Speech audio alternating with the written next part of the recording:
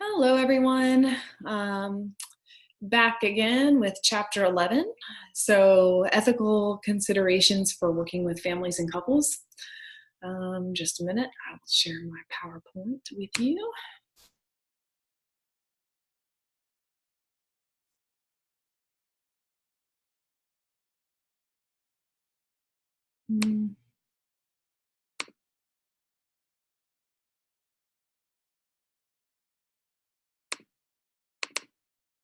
Okay, not that one.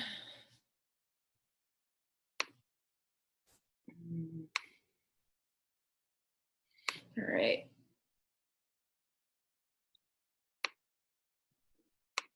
Okay, so there are a lot of the same issues that we need to think about when we're working with individuals apply to working with couples and families, but of course there are some differences. So we're going to highlight that in this video. So counselors who work with couples and families obviously have a responsibility to clients.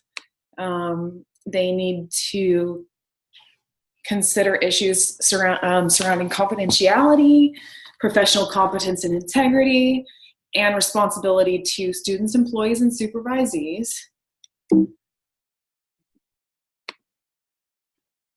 Some things that you want to consider if you're working with families are, well, first of all, in our program, we're training you to become licensed professional counselors.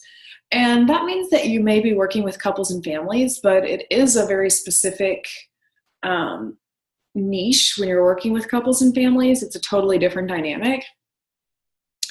And you will learn a lot more about that in the marriage and family class. So we cover different theories related to couples and family counseling, approaches. The structure of counseling is a little bit different. And then, we also cover the ethical considerations in that class as well. But one of the things that's really important is knowing yourself. I know we harp on this over and over in the program, but you have to know yourself so that you know what your values are, because it's really, really easy to make judgments and let those values creep in. And you need to really kind of analyze your own family, take a deep dive into your family of origin and look at the things that emerged and the issues that may have come up, because that will influence or inform your practice. And the value system of the therapist can have a crucial influence on formation and definition of problems. So that's another reason we want to know ourselves. And then once we know our family of origin issues, we can sort through them. And of course, choose a theory of counseling that works for us. And then we can utilize that structure to help inform our practice. So some of the things that can impact counseling with couples and families are the training you receive, the supervision you receive, and your clinical experience. So if you want to work with families and couples, I recommend that you work or that you get a practicum in an internship site that allows you to work with couples and families. You're going to want to, get good supervision when you're working with couples and families.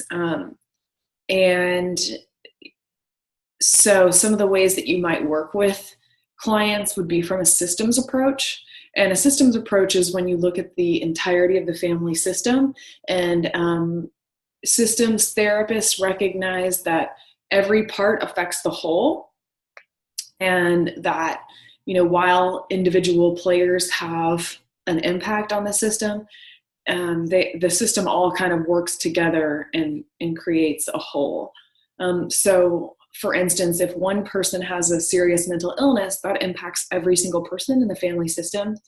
And if someone gets help or treatment for that mental illness, then the entire system has the capacity to get well and change.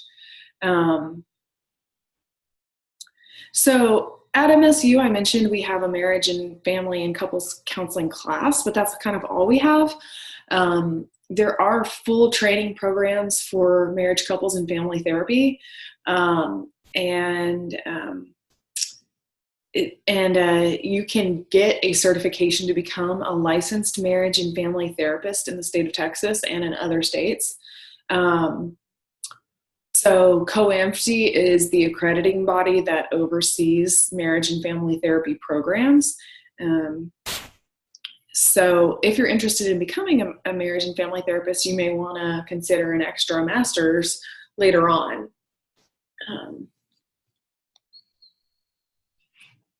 Let's talk about intimate partner violence, because this is something that you may deal with even if you aren't working with couples. If you have an individual coming in and there's intimate partner violence, you need to know how to handle that. So that's a big question, because we've covered when to report abusive situations, protecting children, as you know, and elderly independent adults is always a must.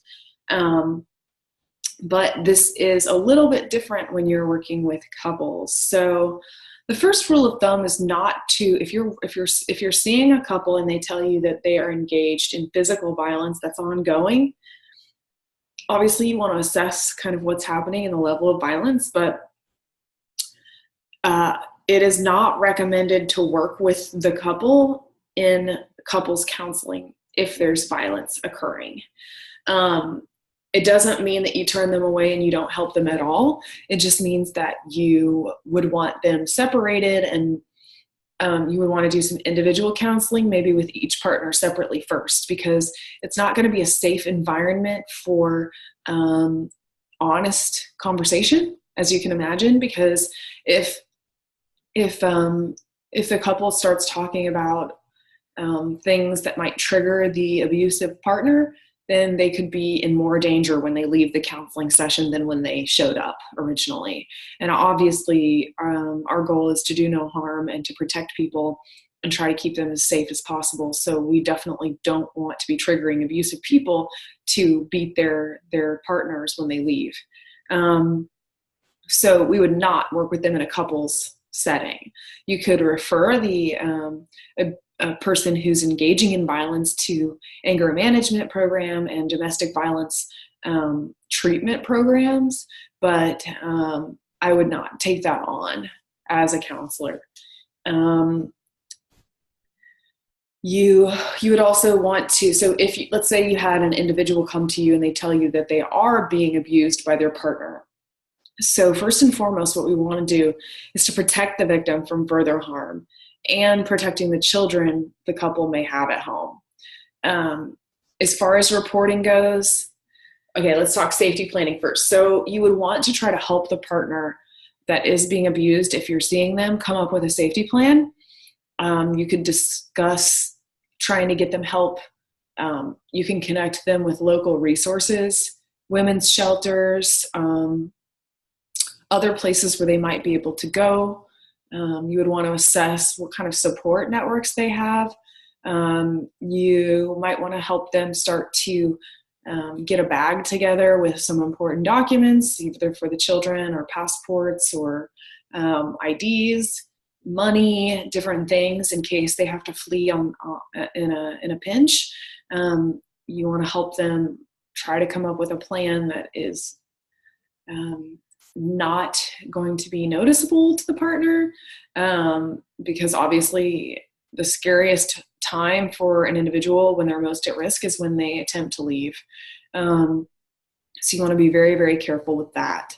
As far as reporting goes, we are not allowed to report this to the authorities without a written consent, of course.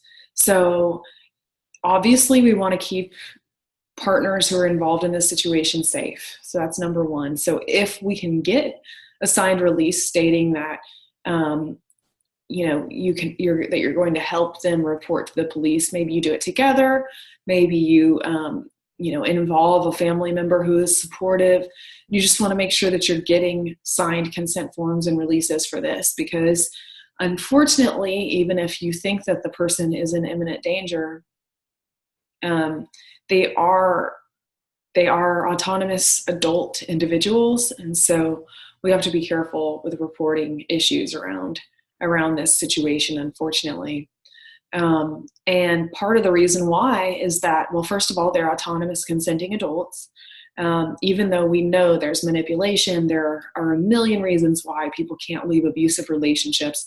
Often they're financially tied to the perpetrator. They are stuck. They maybe don't have anywhere to go. They're dependent emotionally. There are a lot of things going on in these relationships. Maybe they have children together. But at the end of the day, they have to make that decision, and they have to make that decision at a time that's right for them. As mentioned previously, this could be a dangerous situation once they decide to leave. So they have to have a plan. They have to have a place to go. They have to have a safety net, a literal safety net, so that when they're ready, they're very much actually ready. So if you were to call the police and report something, that could actually put them in more danger.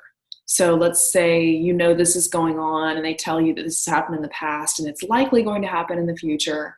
And you call the police. Well, the police show up at the door, and then all of a sudden nothing's going on. But so the police don't have any grounds, or they don't have a way to arrest anyone. Well, what do you think happens once the police leave the door? So obviously we have to be very careful about this kind of thing.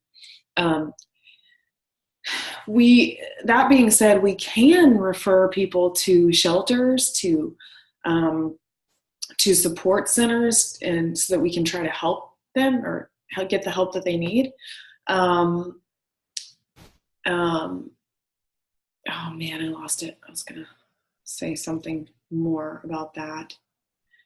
Okay, so situations that you can break confidentiality for, though, include when there are children involved. So if someone tells you that there is domestic violence going on in the home, and that children have witnessed it, or that they've been kind of caught up in it, or that they are involved when it's happening, that is a child protection report, and it's required that you make that report. So it's a little bit different if it's an intimate partner violence situation versus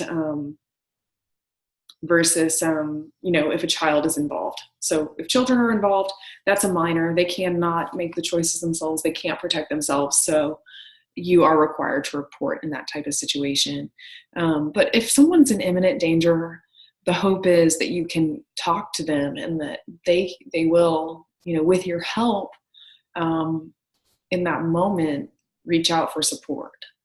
There is a law in Texas that states that if a nurse or a doctor or an EMS professional makes a report to law enforcement in good faith, that they are protected. So they can break confidentiality. We are not included in that law, unfortunately. But what you could maybe do is encourage and refer your client to seek medical treatment, because if they come in with an injury, obviously they need medical treatment. So that medical practitioner can make a report.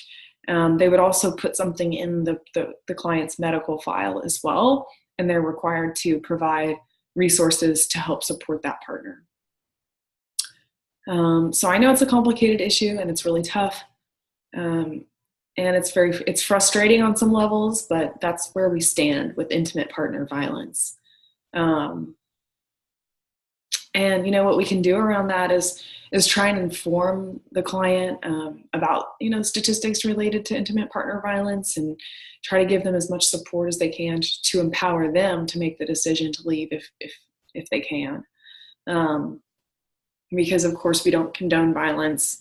This isn't really a situation where you're going to respect culture. I mean, you're going to respect cultural norms, but at the same time, the law states that we shouldn't be assaulting other people. And so we can try and help people make a decision to help themselves, if that makes sense. So, all right, that's heavy, but we're moving right along.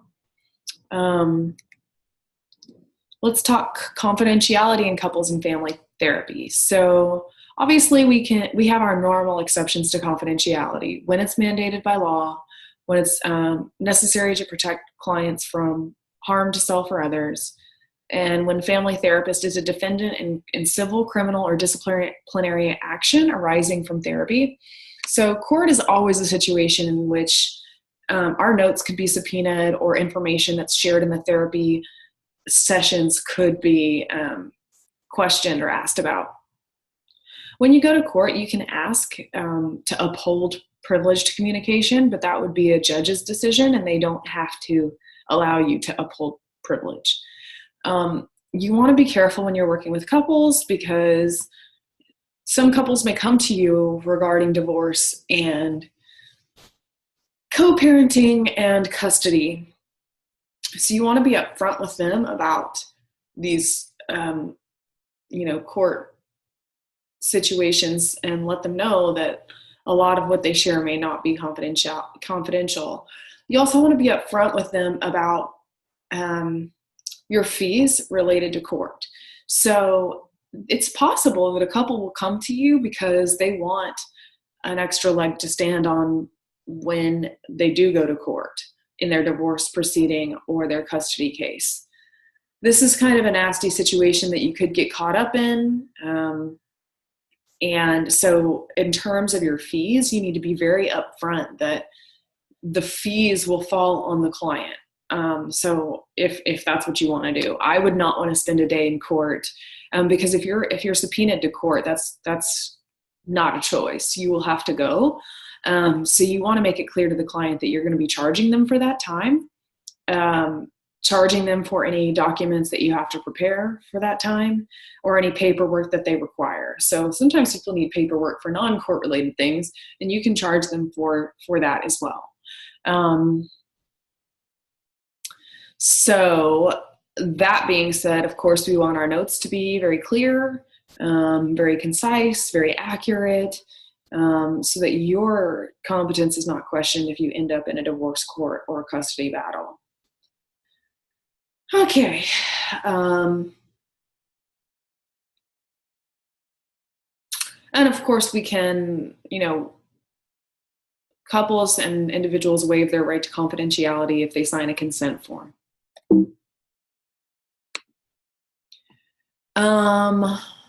So you want to give all that information to the family in the informed consent process. So you would want to talk about the purpose of therapy, typical procedures, risks of negative outcomes, and possible benefits of therapy, and the fee structure. So the purpose of therapy in couples or family therapy is a little bit different than it is in individual counseling.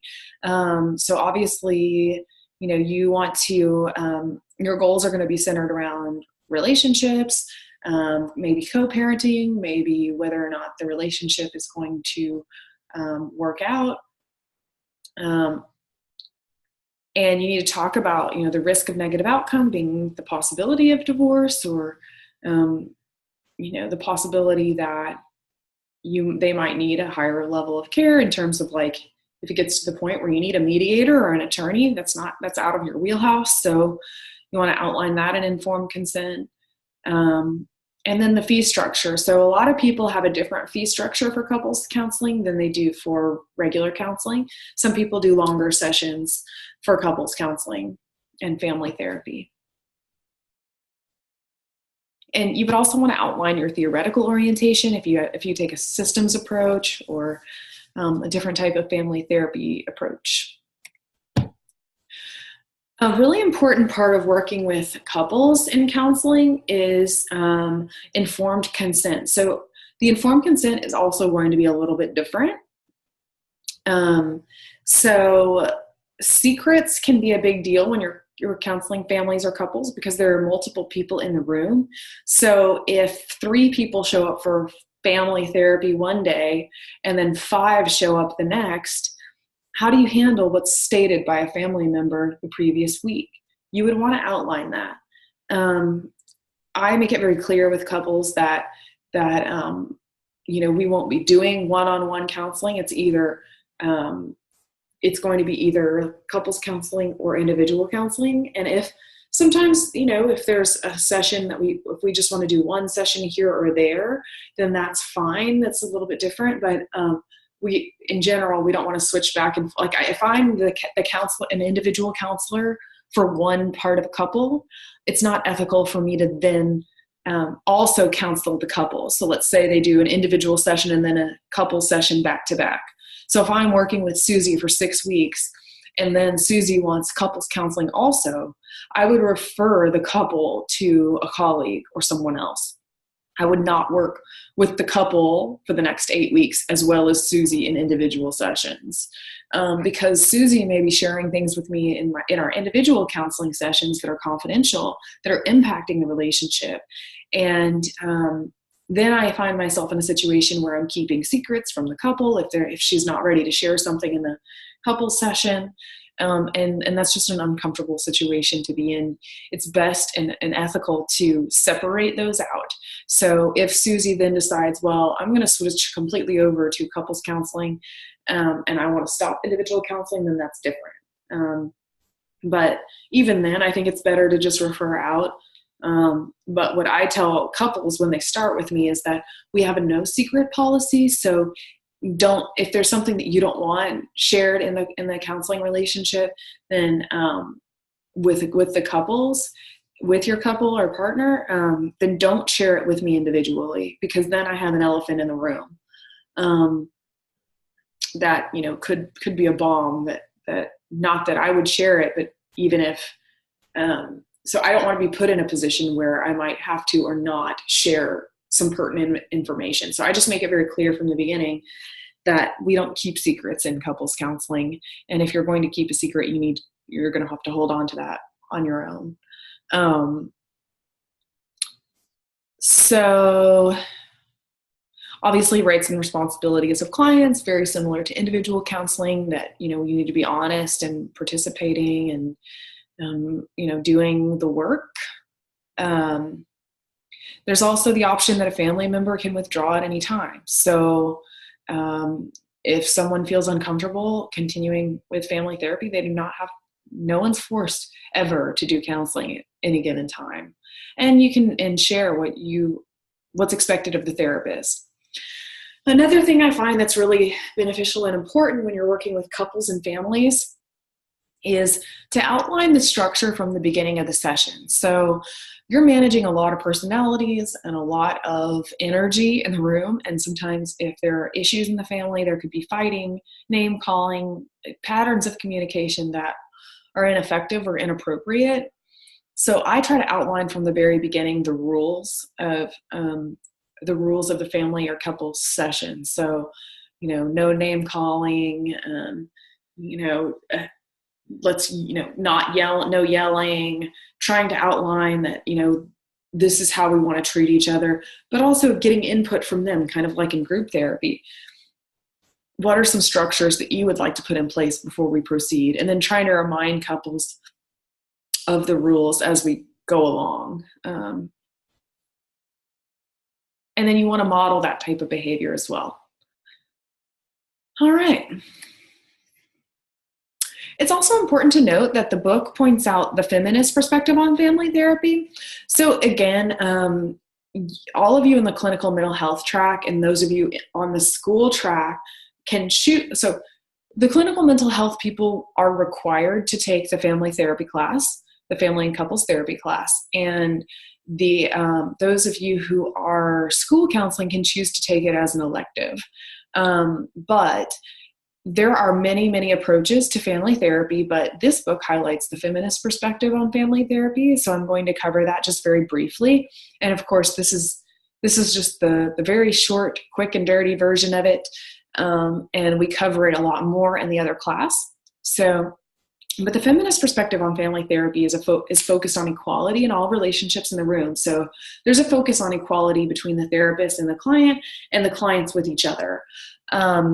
And it focuses equally on change for male and female partners, challenges gender roles, and values women's requests for change, expression of emotion, and nurturance in both partners, and women's work in the family. So, and it challenges traditional roles and patterns of male dominance and female subordination, and it questions gender-specific rules.